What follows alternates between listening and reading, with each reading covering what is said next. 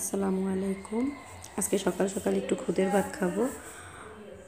তেল মশলা খুবই অল্প পরিমাণে, মশলা না দেওয়ার মতোই।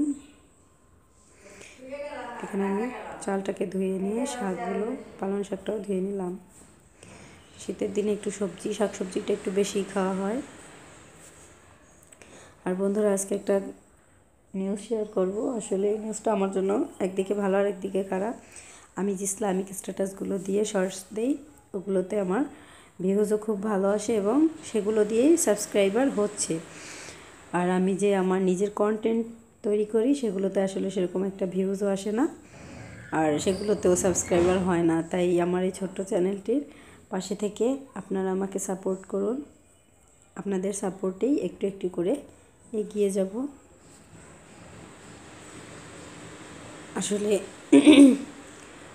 কোথাও সফলতার পিছনে নিজের উদ্যোগও থাকে এবং অন্যের সাপোর্টও থাকে। আসলে একজনের সাপোর্ট ছাড়া কখনোই সফলতা পাওয়া যায় না, আর নিজের চেষ্টাই হলো সবচেয়ে বড়।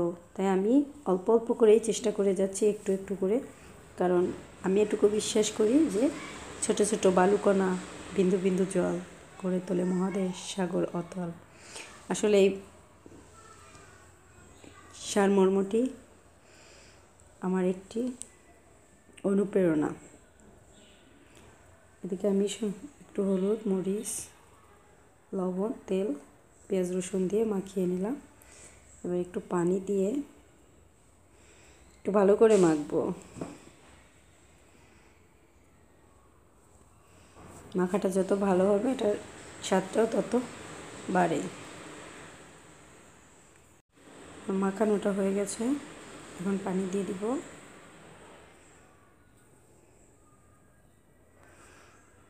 ঢাকনাটা এটা দিয়ে আমি চুলায় বসিয়ে দেব।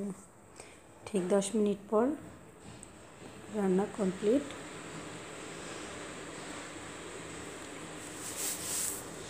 যারা এতক্ষণ ধৈর্য সহকারে আমার ভিডিওটি দেখেছেন, তাদের সবাইকে অনেক ধন্যবাদ। আমার পাশে থাকবেন, আমাকে সাপোর্ট করবেন, সবাই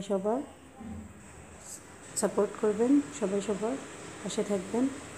আল্লাহ হাফেজ।